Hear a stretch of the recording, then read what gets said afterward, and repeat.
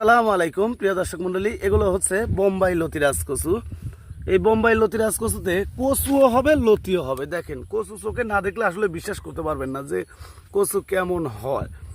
এক একটা কচু 3 হাত পর্যন্ত হবে। আপনারা নিউটন নামেও চেনেন অনেকে, কিন্তু অরিজিনাল নাম হচ্ছে বোম্বাই লতিরাজ কচু।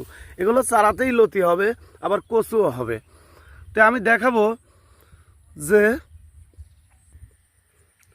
যে কচু দেখেন কত বড় লম্বা হয় আর কি পরিমাণ কচুর এক একটা ওজন হয়, সেটা আসলে চোখে না দেখলে আপনারা বিশ্বাস করতে পারবেন না। এটা লতিও বের হবে, কচুও হবে। দেখেন, এই দেখেন কচু হয়ে গেছে। এক একটা কচু অটোমেটিকলি 1.5 হাত করে হয়ে গেছে এগুলো। আর এই কচু লাগানোর নিয়ম, লাইনে 1 হাত পর পর, এক লাইন থেকে আরেক লাইন 1.5 হাত পর পর। এটা বোম্বাই জাতের, অনেকে অনলাইনে নাম দিয়েছে নিউটন নামে, কিন্তু কচুটা একই কচু।